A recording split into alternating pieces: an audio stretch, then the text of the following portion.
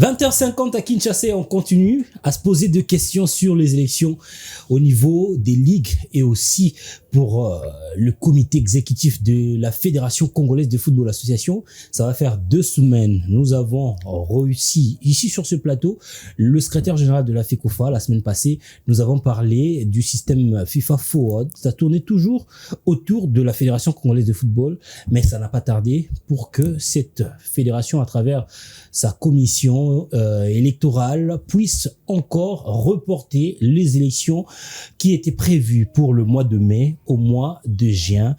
Messieurs et dames, bonsoir, bienvenue dans ce Samedi Sport où nous allons parler de ces reports des élections au niveau de la FECOFA que cache le comité de normalisation.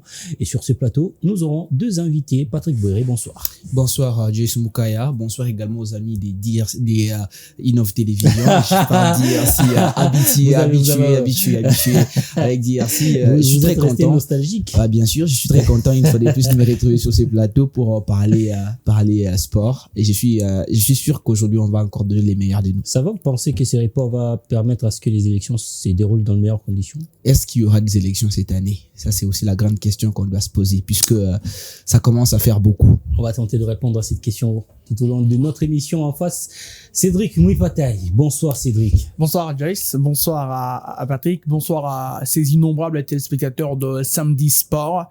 C'est un plaisir d'être là, d'être de retour pour une première d'ailleurs en 2025. J'espère qu'on va se délecter, on va prendre du plaisir et on est là. Est-ce que je vais vous poser la même question?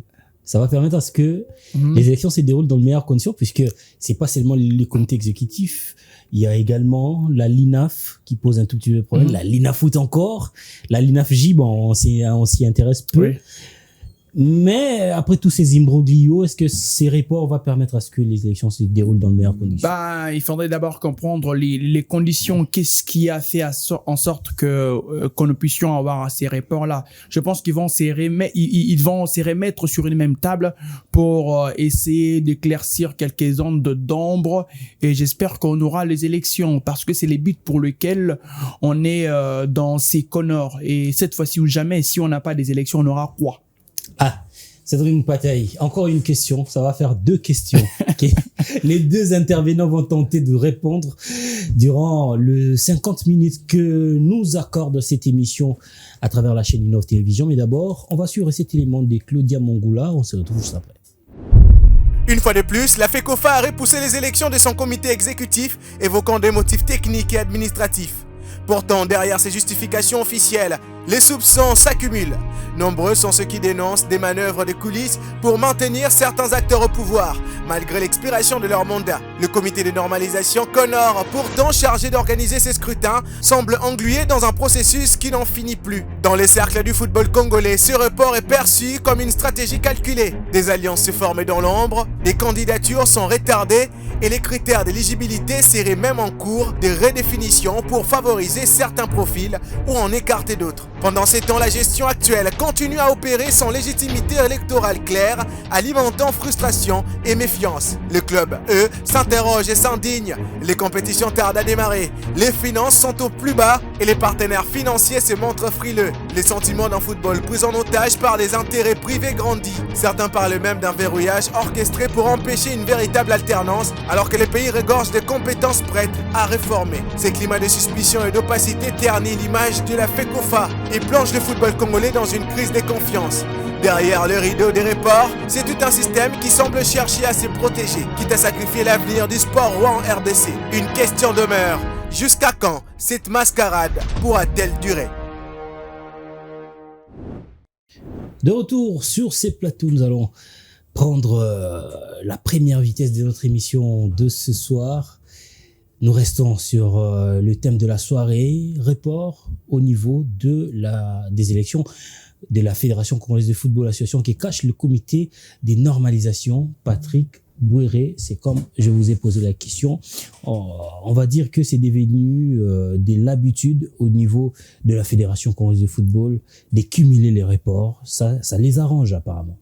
Et la première question que je me suis posée, d'ailleurs j'étais en train de dire par rapport à la bonne foi de ces comités de normalisation, puisque vous êtes sans ignorer que le comité de normalisation avait été instauré depuis 2023. C'était d'ailleurs au mois d'avril 2023 pour un mandat de quelques mois. J'espère les élections allaient se tenir au mois de novembre 2023, alors qu'on est en 2025. Jusque-là, toujours pas d'élection au niveau de la Fédération congolaise de football. Ça, c'est la très grande question. Mais maintenant, moi, je me suis intéressé à pouvoir analyser les conséquences ou les causes, d'ailleurs, allais-je dire, de ces reports des élections. Jadis, il y avait notamment, on nous a essayé on a essayé de nous donner l'argument selon lesquels au niveau des ligues, au niveau des ligues, il y avait certains problèmes qui n'ont pas permis à ce que les élections puissent s'organiser dans des très bonnes conditions. Et maintenant, il y a encore une réunion justement qui se pointe à l'horizon pour pouvoir décider du sort de ces élections. Quand je parlais des questions, je me suis d'abord tout demandé. Le comité de normalisation évoque comme condition que certains des gens qui devaient voter étaient en dehors du pays, ce qui n'a pas laissé l'opportunité pour... Il n'y a pas d'autre alternative encore. C'est là que je me suis posé des questions, puisque dans une élection, on ne part pas pour avoir tout le monde. On ne part pas pour avoir tous ceux qui doivent voter. Il suffit que le quorum soit atteint pour qu'on vote. Même si on parlait de cette hypothèse, mais ce sont des institutions. Ce ne sont pas des individus qui votent, ce sont des institutions. Si par exemple, le président d'une ligue n'est pas présent, il est en déplacement, on peut déléguer par exemple le secrétaire général ou une autre personne de cette ligue. C'est la même chose avec les autres. Si par exemple un club qui doit voter, le président du club n'est pas là, le secrétaire n'est pas là, on peut déléguer une autre personne pour représenter les clubs ou soit l'entité. Mais moi, je me suis posé la question de savoir par rapport à cet argument du CONOR pour reporter les élections. Je pense que sont des gens qui ont goûté à quelque chose et c'est devenu difficile pour laisser oui. Nous ne sommes pas là parce que ils sont déjà là, ce sont eux qui dirigent, quel que soit ce que nous allons dire, ce sont eux qui décideront à la fin. Mais on va aller à Crescendo, Patrick Bouéré. D'abord, prenons le cas de la Ligue nationale de football qui connaît une situation que l'on ne comprend pas. Il y a eu déjà dépôt de candidature, traitement de candidature. Il devait y avoir une liste définitive. Après, il fallait remettre tout le monde en course et que tout le monde ait la possibilité de postuler. Et en fin de compte, on repousse encore les élections, ce qui occasionne le report de l'élection de la FECOFA. Bien sûr, mais est-ce que il y a une main noire derrière tout ça? Mais il y a une main noire. Bon, vous ne voulez pas que nous puissions dire nécessairement. Non, c'est pas. Vous êtes libre. Oui, bien sûr. Puisque en réalité, si il n'y a pas élection à la FECOFA, à la Ligue Foot, il n'y aura pas non plus élection au niveau de la FECOFA. On doit les dire. Ça doit commencer au niveau des ligues avant de venir au niveau de la FECOFA. Vous vous souviendrez qu'avant, il y a eu déjà élection au niveau des ligues. On avait tout suspendu pour refaire les élections. Mais ça, ce sont des démarches que on est en train de décrire en ce net moment. Il y a des gens qui démontrent la mauvaise volonté de ne pas pouvoir organiser ces élections. C'est noir sur blanc. Puisqu'il y a des reports avec des arguments qui ne tiennent pas. Avec des arguments, moi personnellement, quand j'analyse les quelques arguments évoqués par les comités de normalisation, ça ne marche pas. C'est juste une manière de pouvoir retarder les choses, ou soit c'est un groupe de gens qui savent peut-être que le but ultime, les processus par exemple pour une partie ou pour un candidat quelconque n'est pas encore atteint. Peut-être qu'ils sont en train de voir que le chemin n'est pas encore balisé pour les prototypes du candidat idéal selon les CONOR pour pouvoir chapeauter la Fédération congolaise de football dans le futur n'est pas encore atteint. C'est comme ça qu'on cherche à retarder l'échéance. Moi, je me suis demandé pourquoi publier un calendrier pour des élections, reporter les élections, oui, ça va, mais pourquoi ouvrir encore une brèche pour que certaines personnes qui n'ont pas eu le temps de pouvoir déposer leur candidature, de venir déposer? Ça, c'est une question que je me suis posée. On n'est pas là en train d'attendre. Est-ce qu'on doit attendre encore jusqu'en 2025 pour peut-être les Jésus qui viendra pour diriger une ligue? venir déposer sa candidature. Je ne le pense pas. On est en République démocratique du Congo. Tout a été dévoilé d'une manière démocratique. Et il y a aujourd'hui une commission électorale qui gère, que ce soit les dépôts des candidatures, les traitements et d'autres mécanismes. Mais comment comprendre aujourd'hui que les comités de normalisation qui doivent laisser la commission électorale faire son travail en toute liberté et en toute indépendance, venir à tout moment s'interférer en termes de décisions et en termes de gestion de ces élections? C'est quand même aberrant. Je suis par là. Il y a eu d'ailleurs les élections au niveau des ligues. Il y a certains candidats qui sont partis jusqu'au siège de la fédération. Le jour où les élections devraient se tenir, ces candidats ont été informés à 13h, alors qu'ils étaient là depuis 8h. Leur communiqué pour les élections était 13h, c'est ce que vous voulez dire. Bien sûr. Mais maintenant, ils n'ont pas, ils ont à leur arrivée, ils ont trouvé qu'il y avait déjà eu élection à 10h. Non, il n'y a pas eu élection. Okay. Il n'y a pas eu élection. Ils sont venus pour les élections à 8h. Arrivé à 13h, on constatait qu'il n'y avait rien. Il n'y avait pas de mouvement et tout. Et c'est là qu'on informe que les élections ont été reportées. Mais ça, c'est quel genre de considération pour des gens qui ont dépensé? Et parlons d'ailleurs des élections. Il y a eu des gens qui ont dépensé pour battre campagne. L'argent que ces gens-là ont dépensé pour battre campagne. Est-ce que la fédération, en reportant les élections, ils vont encore aider ces candidats à avoir de l'argent pour rebattre encore campagne prochainement? Cédric Mouipataï, 3 dates à retenir en tout cas et inoubliables pour le comité de normalisation. C'est juin 2023, appel à la candidature d'une commission électorale, plutôt des commissions électorales et des recours qui sont tombés après pour des nouvelles commissions. Novembre 2024, mise en place du 2e commission électorale pour les élections qui devaient avoir lieu au mois de décembre ou janvier si je ne me trompe pas. Avril 2025, report des dates des élections. Ça joue, hein, c'est devenu comme un jeu de ping-pong. On sait que arrivé au mois de juin ou juillet, les élections seront également repoussées. Je ne voudrais pas confirmer cela, mais moi je me dis aussi il y a la commission électorale qui est mise en place. Je suppose qu'elle doit être indépendante, qu'elle doit s'autogérer. C'est vrai, ce qui permet à ce que le CONOR s'interfère dans cette commission, c'est parce que c'est les fonds mis en place. Parce qu'on doit comprendre que la FIFA et la CAF sont en train de gérer cette fédération et ces différentes commissions sont financées par la FIFA et la CAF via nos amis du CONOR qui ont l'argent émanant de la FIFA et de la CAF pour que cette commission exerce normalement son travail. Mais en termes de décision, en termes de rapport, en termes de tout ce qui va avec les élections, c'est cette commission qui a établi un calendrier, qui a donné les chronogrammes jusqu'aux élections de ces comités exécutifs. Mais on constate quelque part, à chaque pas, il y a un ralentissement. On se pose 1001 questions. D'où vient ces ralentissements? Mais j'aimerais réfléchir.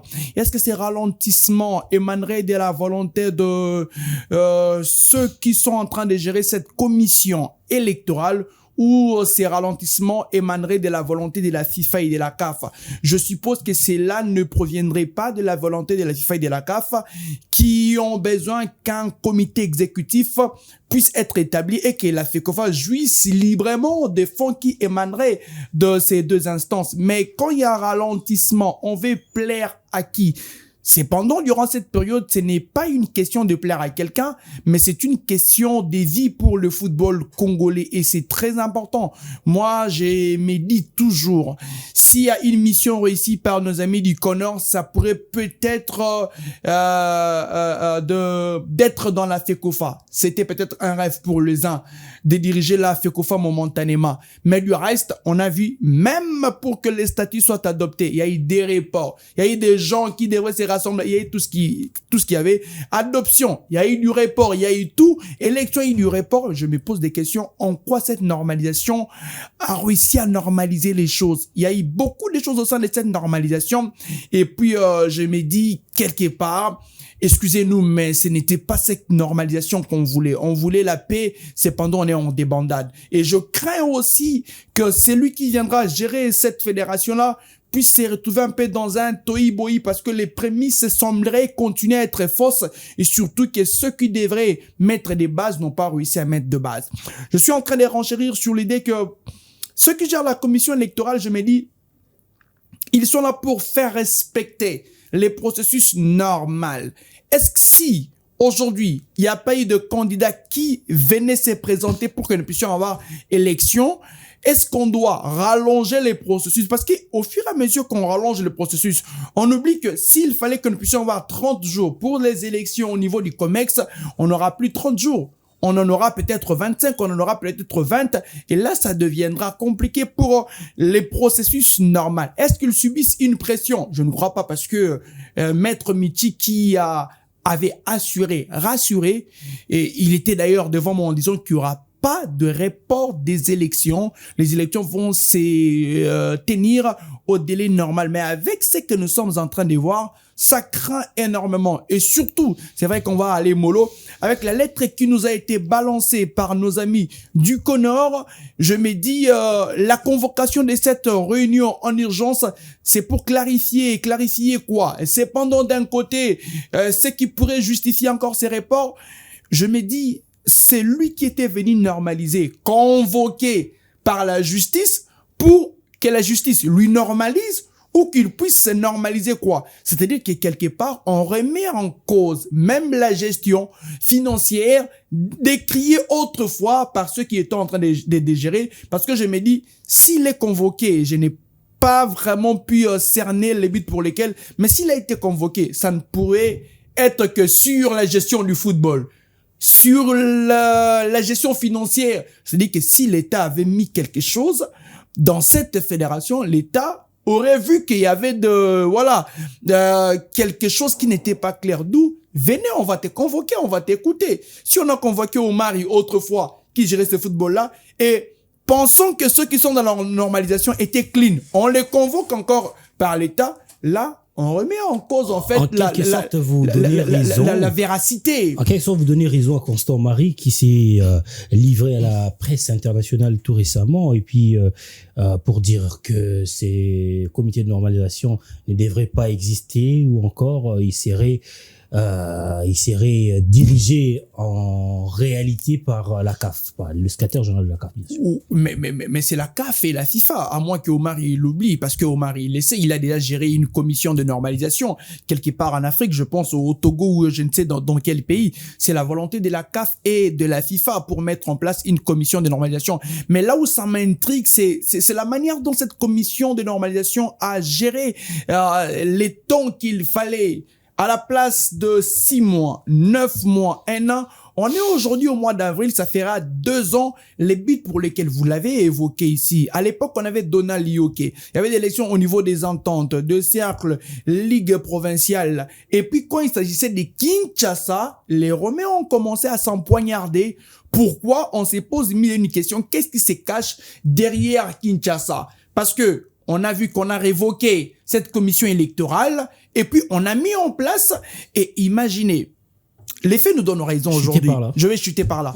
Les faits nous donnent raison. On était à quelques semaines avant l'organisation des élections au niveau de la Ligue nationale de football ici et à quelques semaines des élections au niveau du COMEX de la FECOFA. Cette commission a été suspendue. Et il y avait une lettre de la CAF disant, de surseoir. Et ici, on est à 1 mois des élections au niveau du COMEX de la FECOFA.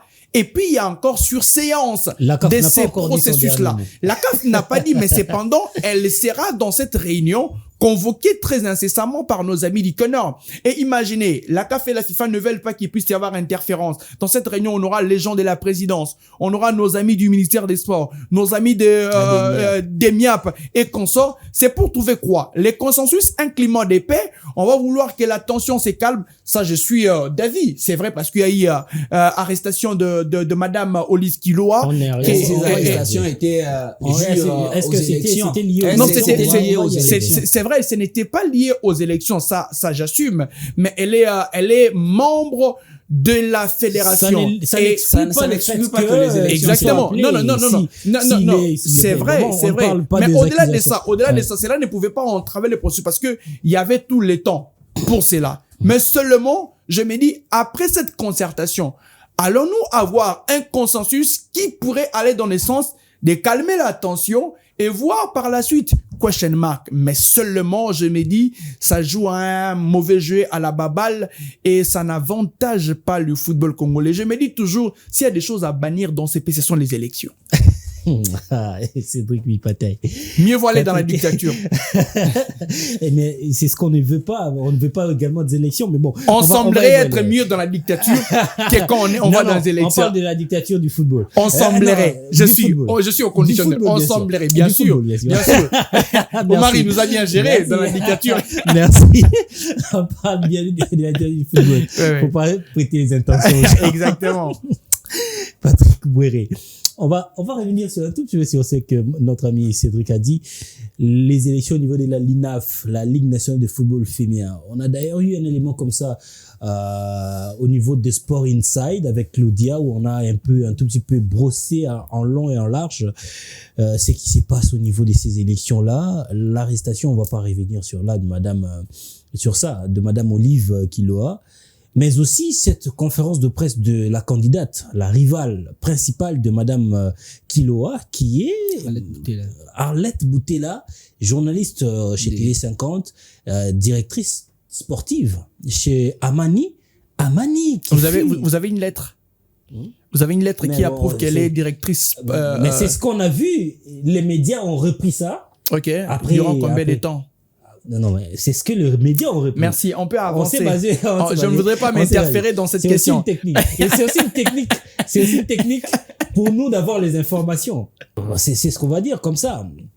Qui est rival à Madame Kiloa, qui a fait une sortie médiatique pour dire que la fédération devrait respecter le texte. Pourquoi? Parce que selon cette commission électorale, pour les élections au niveau de la LINAF, il faudrait que ce soit les commissions qui votent et non le club, et non le représentant. C'est qui est un tout petit peu, bon, elle a parlé de ça au conditionnel, mais est-ce que cela aussi constituerait quelque chose qui pourrait aussi retarder les élections, ou ça qui a permis à ce que les élections soient retardées? J'ai entendu des gens crier à la presse par rapport à cette situation, mais moi je me suis demandé, la première question, pour ceux qui contestaient la lettre de Madame Arlette Boutella, on est dans un pays des droits, un pays qui respecte les lois.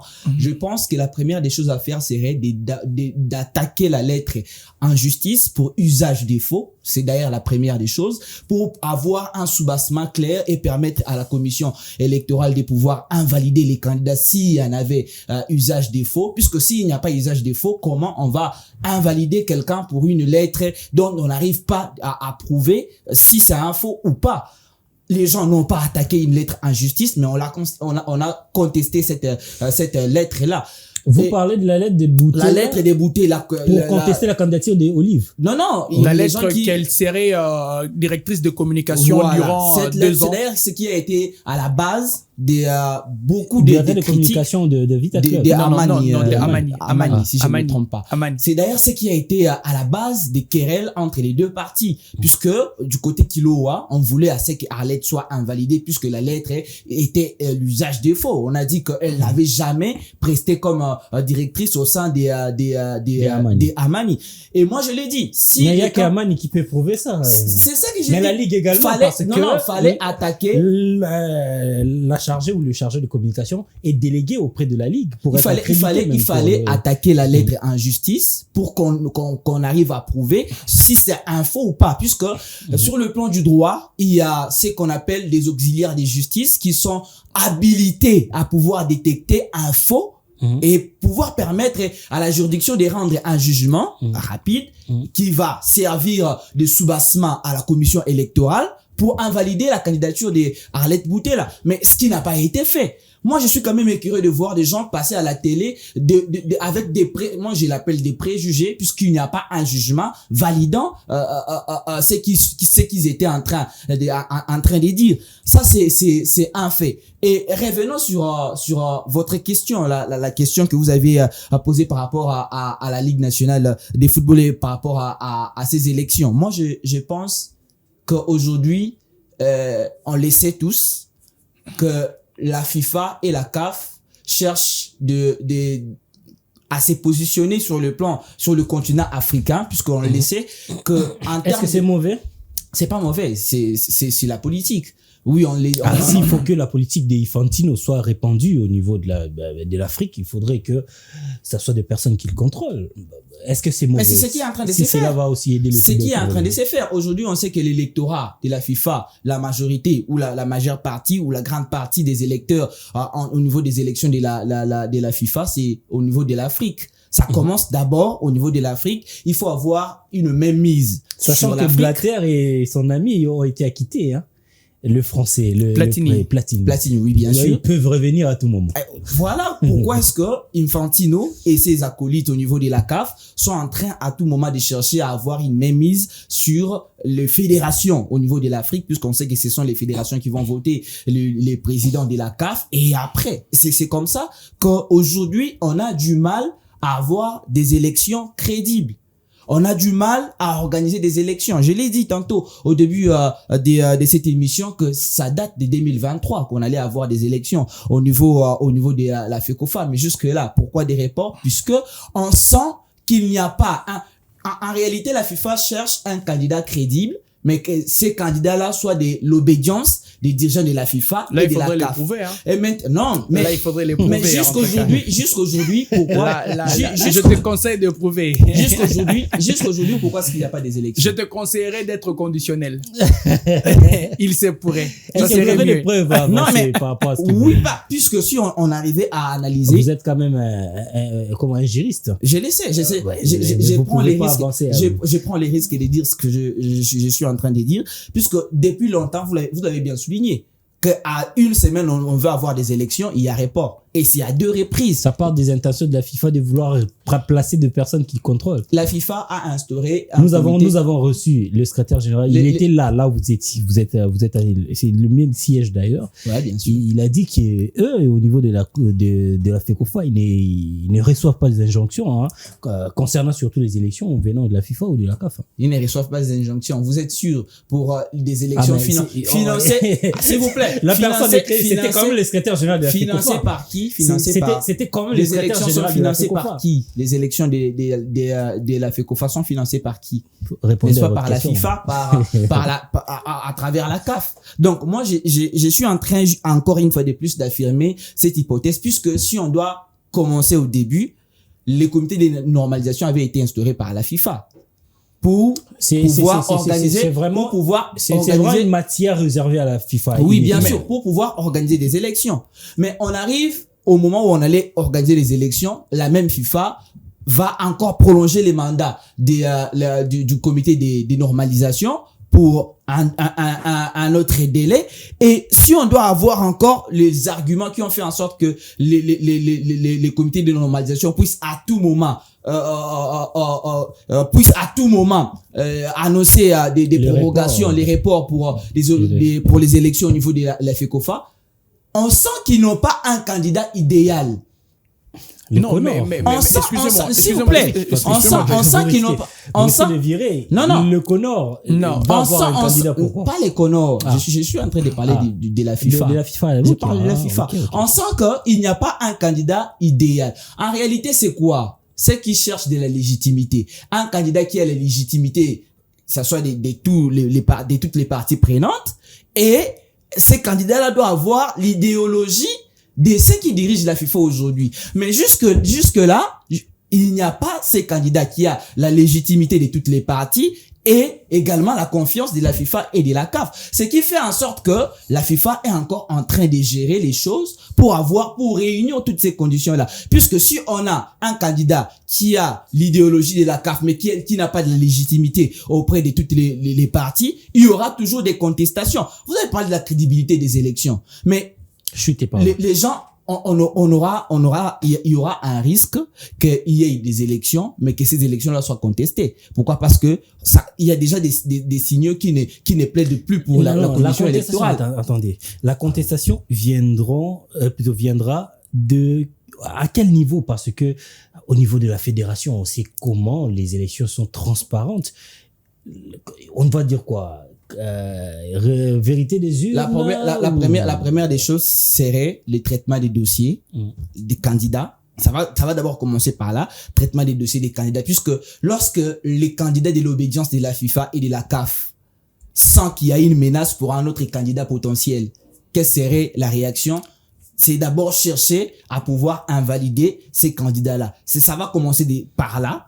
Et au niveau des élections, il peut y avoir magouille. On est au Congo et on sait comment ça se passe. Et moi, je le dis toujours, si on n'arrive pas à faire des choses comme il faut, ces élections finiront toujours par être contestées. Oui, Pataï, vous allez peut-être rebondir sur les élections et tout ce qui y a autour de la LINAF, mais à la LINAFoot, il y a aussi une situation similaire. C'est comme si c'était programmé sur une application pour que ça se passe comme ça, apparemment. Déjà, je me dis, on décrit aujourd'hui beaucoup de choses dans ces footballs, il n'y a pas d'argent, mais quand les gens sont très tués pour gérer le football congolais, je me pose des questions, c'est sur base de quoi? Qu'est-ce qu'il y a comme intérêt? À moins qu'ils puissent nous dire autre chose, mais si et seulement si ce football congolais est un football qui peut te rendre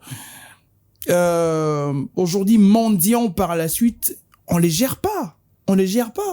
Mais quand on voit des gens s'entretuer pour gérer le football congolais, on s'est dit, ben voilà, c'est qu'il y a des non-dits dans ces footballs-là. Parlons de la Ligue nationale de football, c'est vrai. D'abord, là, on est obligé d'avoir des élections parce que ça fait près de, je pense, 7 ans que nous étions sous eux. Nous sommes 7 ans, en 2017, 8 ans que Bosco Mou gérait une commission mise en place par Omar, et on reconnaît encore à cette époque-là, Monsieur Moueou a remplacé Jeff Kapondo à l'époque. Et puis il y a eu autant de bruit, c'était l'imposition de Constant Marie pour que cette commission soit mise en place. Voilà pourquoi je l'ai dit, il semblerait qu'on serait un peu mieux dans une dictature que quand on voudrait des élections. Pourquoi? Parce que quand on parle élection, c'est là où tous les esprits du monde s'élèvent pour venir briguer un mandat. Mais puis, venir briguer un mandat, on regarde les profils, on s'est dit, ces profils nous inspirent-ils confiance? Ces profils amènent quoi? La première des choses, excusez-moi. D'où vient la peur? Excusez-moi, je suis en train de renchérir. C'est vrai que la politique d'Infantino, pour moi, ne me plaît pas. C'est une politique basée sur l'argent. C'est bien d'une part, mais quelque part, ça tue un peu le football parce que Infantino veut gérer l'Afrique, en fait. Infantino, pour lui, il veut avoir une mainmise. Et c'est le but pour lequel Infantino est venu ici à Kinshasa. C'est pour subjuguer le président de la République. Et surtout, il semblerait, sur ce point-là, que celui qui doit venir doit être peut-être en collaboration avec ceux qui sont là-bas. Je suis au conditionnel. Alors, mais la politique, cette politique financière, c'est ce que j'aime. Avant que Motsepe ne vienne à la CAF, il avait son argent. C'est un multimilliardaire, je peux le dire. Et aujourd'hui, cette CAF-là, sous la gestion de Motsepe, on voit même ceux qui jouent les préliminaires des interclubs de la CAF être rémunérés. Ça, c'est bien, c'est ce que j'approuve. Mais dites-nous un peu, ceux qui veulent venir gérer le football congolais à tous les niveaux, ils ont quoi comme budget? Ils ont quoi eux-mêmes? Est-ce qu'ils ont le moyen de vivre seulement que j'approuve? S'ils ont des moyens de vivre... Est-ce qu'ils ont bien géré avant? Non, je suis d'abord... S'ils ont moyen de vivre, j'applaudis. C'est pour leurs enfants, c'est pour leur famille.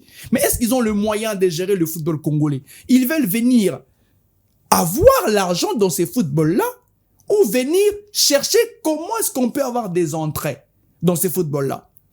Deuxièmement, je ne parlerai pas d'expérience parce que l'expérience c'est autre chose, mais ils ont quoi comme projet? Depuis et aujourd'hui. C'est quand est-ce qu'ils ont compris qu'ils devaient gérer ces footballs-là? À quel moment? Est-ce qu'ils ont-ils été poussés ou on dit, Joyce, mais tu vois, Ouéré commente les matchs, toi aussi tu peux le faire? Est-ce que c'est une inspiration venue d'eux-mêmes? Et c'est là où je me rabats pour dire, est-ce que ceux ou celles qui veulent briguer un mandat au niveau de la Ligue nationale de football féminin ont elles-mêmes, s'il faut que je les dise, pris l'option de venir ou ont été poussés par des gens pour qu'il vienne parce qu'il s'est pris. D'ailleurs, une parenthèse. Aujourd'hui, on peut vouloir gérer le football féminin, mais est-ce qu'on connaît ce football féminin-là? Est-ce qu'on assiste au match des commissions nationales de football féminin? Est-ce qu'on connaît les 11 de départ de ces footballs féminins-là? Est-ce qu'on connaît comment est-ce que les championnats se jouent? Ça se joue en zone ou comment? Ce sont des parenthèses. Je ne voudrais pas poser des questions. Ce sont des parenthèses que je suis en train de mettre. Mais ils doivent aussi connaître que s'ils veulent gérer ce football congolais et par football féminin parce que ils prétextent que la FIFA mettra de l'argent. Mais ils doivent comprendre qu'une fois qu'on a les présidents de la FECOFA, celle qui gère cette commission quittera pour être partie intégrante de cette FECOFA et la gestion financière ne sera pas gérée par celle qui gère la commission de ce football-là. Ça, c'est un fait. Peut-être c'est une information pour elles. Qu'ils doivent comprendre que si c'était pour l'argent qu'ils pensaient récupérer, ça va se gérer à la FECOFA. Avec une dame qui va gérer ça. Une information, je sais que vous connaissez. Ce n'est pas peut-être pour de l'argent que vous êtes là. Alors, c'est quoi ces projets-là? Si aujourd'hui on s'entretue, je respecte la dame qui est joueuse, je respecte beaucoup Boutela qui a un CV. Je respecte aussi Kilo qui a géré ce football féminin-là. Mais quelque part, aujourd'hui, moi, je me dis, sur papier, c'est vrai qu'on peut pas contester. Sur papier, je vois pas qui pourrait tenir tête à Kilo. Et si on dira aujourd'hui qu'on va contester les élections, processus électoral qu'on sort, mais on connaissait en amont les informations liées à ces processus électoraux, le cas des charges sur les élections. Candidate connaît à la maîtrise de cela. Donc, en venant aux élections, tu sais comment la procédure va se faire. On assume ce qui va se passer. Je m'aurais dit pour renchérir qu'il est aujourd'hui, quoi que l'on dise, je pense que cette dame a un bilan à démontrer. Cette dame-là a quelque chose. Les autres n'ont pas quelque chose à démontrer. Excusez-moi. Les autres, on n'a pas vu comment les autres gèrent. C'est vrai, mais je vous ai peint les tableaux ici sur les intentions, les projets, le cursus dans cette gestion du football. Et même si aujourd'hui, c'est vrai, Jess Moukaya, mon cher ami, aujourd'hui, le journaliste congolais que nous sommes, le pourcentage serait de 10% de ceux qui suivent à la loupe le football féminin. 10%, vous êtes sûr? Je suis sûr. Non, je pense pas que c'est 1%. Je crois pas. Je crois pas qu'il y ait 1%. Moi, cette saison, bénéfice des doutes. Cette saison, j'ai participé à 60% des matchs de la Ligue féminin ici à Kinshasa. Je peux vous citer les noms de journalistes qui sont présents. Fred Abala, qui est le plus chargé de communication. Il y a un ami Fiston Mokili vient aussi rarement. Il y a Emerald Kamba, que j'ai vu aussi. Il y a certains amis, certains jeunes journalistes. On peut citer des par noms, la passion peut-être. Par la passion. Contrairement lorsqu'il y a des accréditations pour le match de Léopard. Oui, exactement. Donc, quelque part, il y a un désintéressement dans ces domaines-là. C'est vrai, être intéressé, cela ne veut pas dire être présent. Peut-être avoir des informations, être journaliste. Mais quelque part, il y a pas cet attachement dans ces footballs-là. Au moins que nous puissions avoir d'autres intérêts là-dessus. Mais je reviens un tout petit peu. C'est vrai, Patrick nous a dit sur la lettre qui donnerait le pouvoir à Madame Boutela d'être directrice de communication. Mais je pense que je n'ai pas vu Boutela être trop attachée à Mani. Moi, j'ai été aussi surpris, excusez-moi, mais moi. Je ne suis pas en train de douter. Mais je suis en train, mais je suis en train de voir.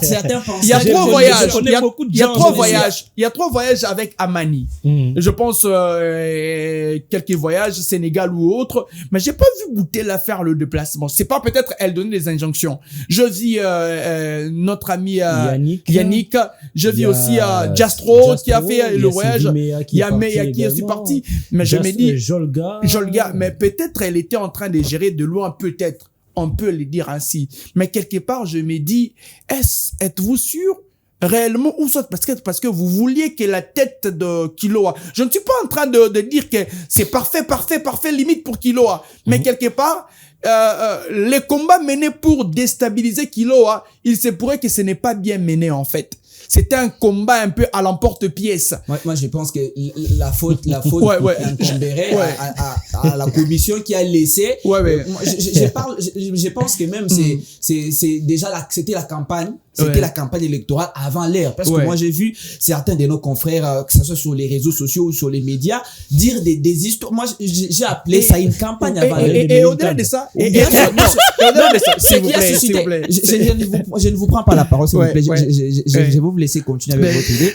Mais ce qui a laissé susciter aujourd'hui, le Conor a convoqué une réunion pour dire il y a des tensions, il faut calmer la tension. Mais ils sont pas votants. Ils ne sont pas encore en période de campagne. Oui, mais c'est ça. Ce qui a suscité beaucoup de tensions aujourd'hui, c'est plus que c'est sur les réseaux sociaux ou dans des médias, on a vu des journalistes dire des trucs, des histoires déplacées. Patrick on a même contesté les noms des kilos, vous le savez. Patrick Bouéré. Patrick Bouéré. Moi, je me dis, même si les journalistes que nous sommes émettraient des idées, émettraient des avis, on n'est pas partie prenante de ces élections. Exactement. On vote pas. Exactement. Nos avis resteront, n'influenceront guère. Ce sont ceux qui sont ou celles. Mais ça va influencer ceux qui vont voter. Non. Parce que vous savez, quand le football, Patrick Bouéré. Oui, mais quand un journaliste, vous connaissez mal. Patrick Bouéré, vous connaissez mal le football congolais.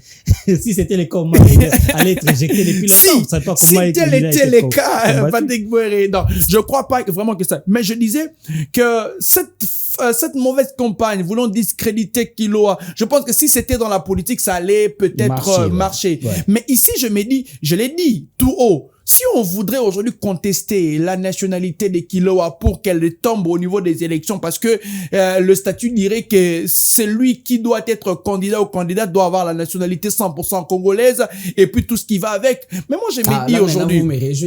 Vous êtes en train de me rejoindre pour dire qu'à un certain moment, laisser la mainmise ou laisser la liberté à ces journalistes de dire tout ce qu'ils ont dit aujourd'hui nous a amené à ces réponses. Les journalistes ne peuvent que parler des faits et rappeler ce qui existe déjà. Les statuts,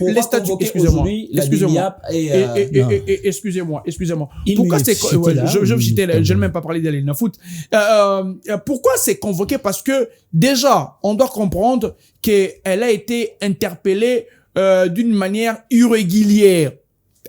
Même pas interpellé, je dirais incarcéré, parce que on ne connaissait pas où était Olive Kiloa. Et c'est ce qui pouvait peut-être coûter à ce que la FIFA et la CAF d'ailleurs avoir raison de dire que ben voilà, on va surseoir parce qu'il y a ingérence. Là, c'est un fait très important. La FIFA peut récupérer la main pour dire ici il y a ingérence. Pourquoi on l'interpelle? C'est pendant elle était en pleine préparation de sa campagne pour les élections. Et là, on doit les dire. Et voilà pourquoi je pense que l'esprit de cette lettre, c'est pour que les parties prenantes viennent à s'asseoir, éclaircir sur la suite de dossier. J'ai fini pour dire, aujourd'hui, si on pourrait douter du nom, de la nationalité, Bakambu n'est pas congolais. Oui, ça n'est pas congolais. Maswaku n'est pas congolais. Ils sont tous pas des Congolais. Ils sont pas candidats à la FECOFA. Et non, pour dire quoi? Mais comment ils jouent ils jouent au sein de la sélection? Parce qu'ils ont une nationalité sportive qui permet. C'est différent. Non, cela veut dire, non, moi, je n'encourage pas ça. Non, excusez-moi. Mais vous m'interférez, en fait. Vous m'interférez, en fait. Je vous ai suivi minutieusement. Cela veut dire tout simplement quoi? Si le premier passeport des kilos est un passeport congolais, j'admets qu'elle est congolaise. Là, je ne suis pas dans tout ce qu'on peut prétendre. Si elle n'a pas renoncé à sa nationalité congolaise. Exactement, si elle n'a pas renoncé. Aujourd'hui, arrêtez-nous ces débats des nationalités qui est un faux fouillant, un faux débat. On doit aller aux urnes. On doit aller aux élections. Et je pense qu'après cette réunion, on aura un peu plus d'éclairage. Mais parlons de la Lina Foot, je pense aussi... Je vous relance pour que vous puissiez aller rapidement.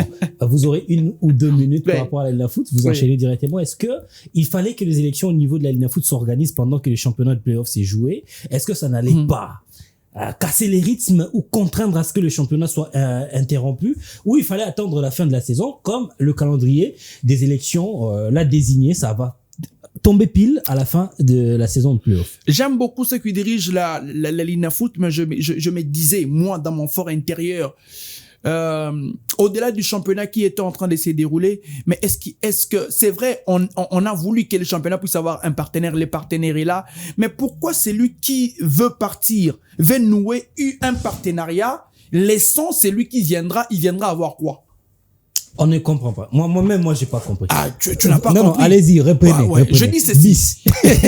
C'est lui qui est sur place, qui gère la commission de la Ligue nationale de football. Monsieur Bosco Mouéou, qui va partir, mais qui noue un partenariat au nom de la FECOFA avec les partenaires qui étaient déjà là pour 5 prochaines années. C'est bien, on accepte. Il y a des deals, il y a l'argent qui sera déboursé. On suppose que c'est lui qui gère ce championnat-là, aura quelque chose pour continuer et laisser à celui qui viendra. Mais est-ce que celui qui viendra maîtrise les clauses, les deals? Non, mais il va trouver le contrat, il va trouver le papier. Prochainement. Il va trouver le papier. Et tu sais. Et c'est pas aussi interdit à ce que les prochains puissent amener d'autres partenaires. C'est pas interdit. Non, ici, on a le naming, l'exclusivité. Non. Il embarque. Je parle avec l'un des amis, hein, vous connaissez aussi Chadran Teta, qui a nié tout ce que vous êtes en train de dire. Non. Comment s'appellent les championnats aujourd'hui, à moins qu'ils soient votre partenaire? Oui, les naming. Les non, naming. pas de partenaire. Les naming. Les naming. Mais c'est lui qui viendra. S'il veut aussi obtenir ces namings-là, est-ce qu'il faudra simplement arriver pour prendre le naming? Vous pouvez aussi afficher vos publicités dans les stades. Non. Les mondes, cher ami, la France aujourd'hui, la Ligue 1, il n'y a pas que le partenaire, c'est lui qui gérait la partie droit télé. Aujourd'hui, c'est une autre chaîne étrangère qui n'est pas en France, mais qui a pris les droits télé de cette compétition-là. La concurrence nous pousse à laisser de brèches pour que celui qui viendra, s'il a un lobbying, s'il a son CV, que les autres peuvent venir et prendre d'abord avec un package très élevé. Là, j'approuve. Donc, pour dire aujourd'hui, déjà, cette procédure-là, moi, je l'approuve pas. Il fallait laisser. Dire à celui qui veut renouveler, attends, nous sommes des partants. On connaît je peux le dire en lingala, Makambosa le Maranamboko et Bezarani. Omoni moto yo wapi azwaki mbongo ya concert ya Fally Ipupa. Tango balongwe. Fally afutaki to futaki de. Afutaki. Tango oya ye. Alobi atali. Fally afutaki. Bobenga. Aya. Vous voyez là où on peut être. Et ça peut être compliqué. Et ces gens-là pourraient être dans une position de faiblesse. Je finis pour dire, c'est bien, mais il fallait attendre les élections au niveau de cette ligue-là. On devait attendre. Et là, même la remise est reprise. On va encore attendre. Pourquoi? Parce qu'il y a le championnat, il y a des choses à régler et ça pourrait être compliqué. Merci. J'ai l'impression que un autre ami Étienne devra nous ajouter quelques minutes pour cette émission.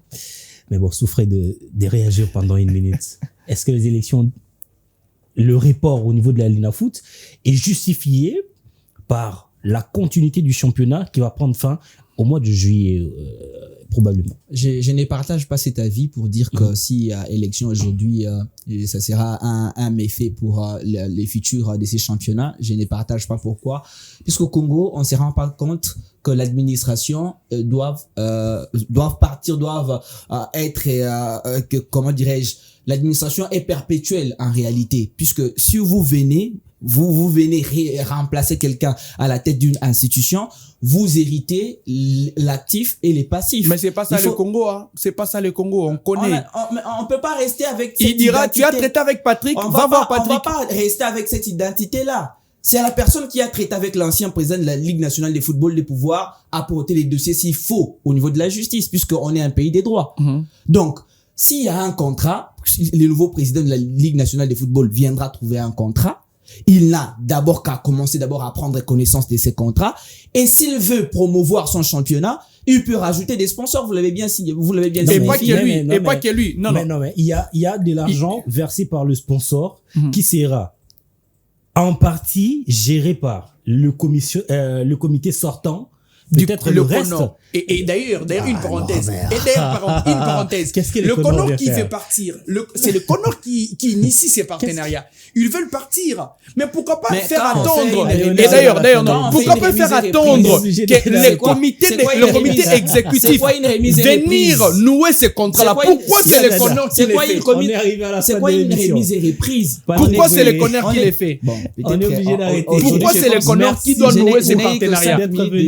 Merci d'être venu souffrir. On va continuer en off. Mais les téléspectateurs souffraient un peu de pouvoir manquer ces arguments de la fin. On est contraint par le temps d'arrêter avec notre émission de ce soir. On va se retrouver la semaine prochaine avec le même plaisir pour un tout nouveau numéro. Mais une invitation spéciale à Chadran Teta. Il viendra ici pour nous expliquer ces histoires d'Ili Kokashi. On se retrouve la semaine prochaine. Au revoir.